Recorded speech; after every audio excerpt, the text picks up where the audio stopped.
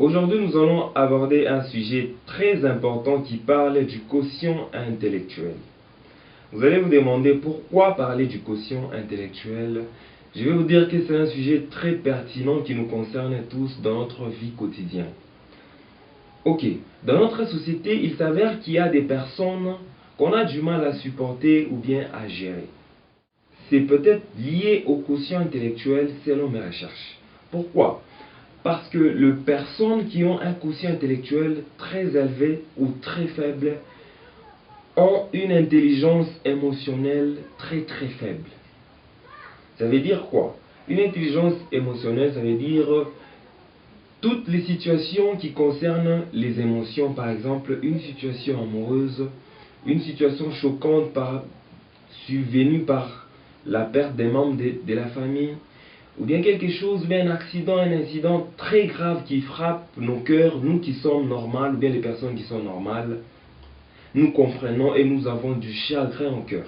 Mais les personnes au QI très élevé ou très faible, eux, ils gèrent ces genres de situations normalement comme si de rien n'était. Pourquoi? Parce qu'ils ont une intelligence émotionnelle très faible. Et parfois, on en veut à ces personnes. Et ce n'est pas juste, c'est injuste. Ce que nous devions faire, c'est quoi? Nous devrions apprendre à gérer ces genres de personnes. Nous devions d'abord les connaître. Dans la description, j'ai mis un lien qui va vous permettre d'accéder à un site internet qui vous aidera à passer un test pour pouvoir connaître votre QI, votre quotient intellectuel, afin de vous situer par rapport à la population mondiale. C'est très intéressant, ça va beaucoup vous aider. Et pour pouvoir aussi le partager afin que d'autres personnes dans votre entourage puissent l'effectuer. Afin de mieux vous connaître pour mieux se gérer. C'est très important et capital. Puisqu'il y a des problèmes que nous n'arrivons pas à gérer, nous vivons quotidiennement, c'est lié au psychisme plutôt, c'est lié au quotient intellectuel, donc à l'intelligence d'une personne. Selon le psychologue, la définition de l'intelligence est tellement très complexe. Jusqu'à présent, selon que Dieu nous a créés, c'est tellement difficile de définir avec exactitude l'intelligence. Voilà pourquoi il y a plusieurs psychologues qui ont travaillé sur ça et ils ont sorti des définitions de plusieurs marques.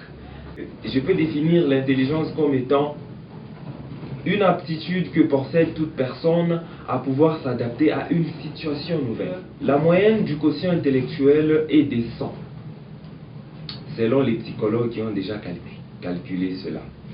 Selon les psychologues allemands William Stern, le quotient intellectuel peut être évalué comme suite la division entre l'âge mental sur l'âge réel d'un individu multiplié par 100. C'est une donnée en pourcentage. Directement, vous trouvez l'âge mental d'un individu. Eh bien, il s'avère que cette pratique-là, elle n'est pas vraiment